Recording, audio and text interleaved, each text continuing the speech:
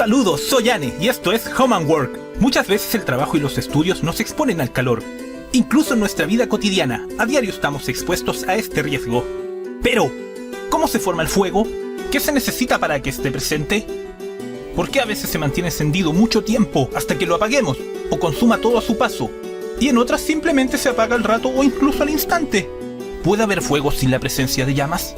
Para comprender mucho mejor todo esto, es esencial conocer el triángulo del fuego. Para que pueda existir fuego o combustión se necesita por lo menos 3 elementos, los cuales son combustible, comburente y energía de activación. Primero, el combustible es el material que será quemado en la combustión, al cual podemos encontrar en estados sólido, como la madera y el carbón, líquido, como la gasolina y el queroseno, y gaseoso, como el gas licuado y el biogás.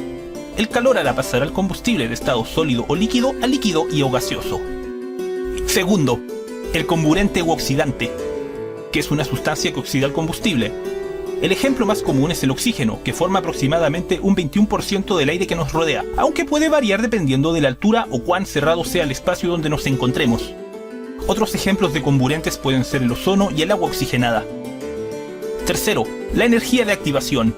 Por lo general será una fuente de calor, como otro fuego previamente encendido, brasas, chispas, descargas eléctricas, fuentes de luz concentrada, radiación e incluso ciertas ondas. Por ello, debemos poner atención a las señalizaciones que, además de prohibirnos encender fuego o fumar en ciertos espacios, no nos permitan usar celulares u otros aparatos. Al comprender el triángulo del fuego podemos entender más la naturaleza de los incendios y, más importante aún, su origen.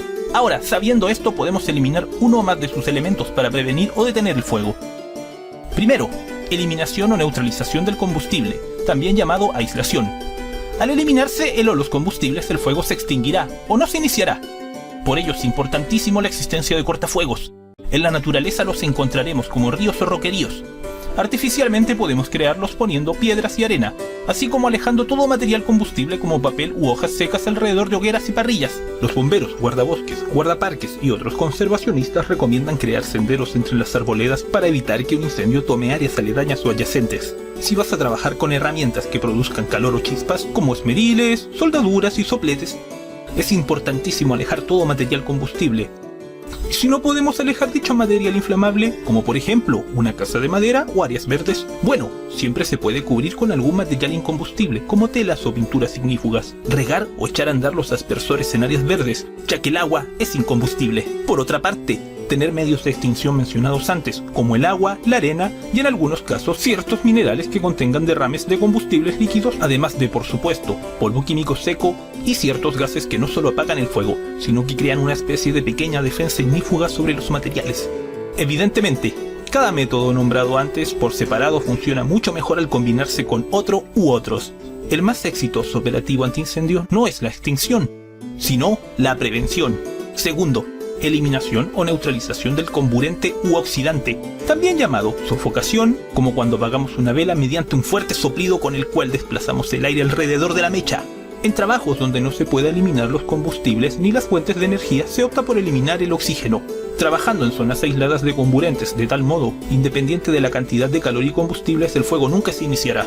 Suena algo complicado, ¿no? Pero en nuestros hogares, trabajos, centros de estudio o medios de transporte podemos portar extintores de dióxido de carbono que desplazan el oxígeno.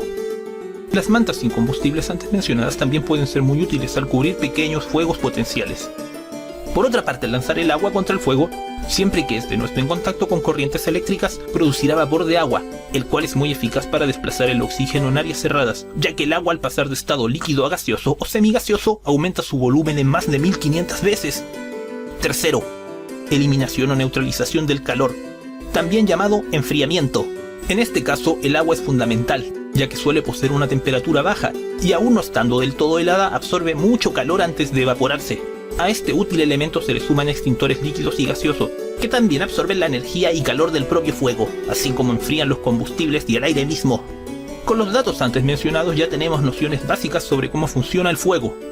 Pero quedaron muchas dudas sin responder, que veremos en un futuro próximo. Si el video te ha gustado, dame un me gusta y compártelo, suscríbete a mi canal o sígueme en las redes para estar al tanto de los siguientes episodios. Comenta si tienes dudas o quieres ver otro tipo de videos.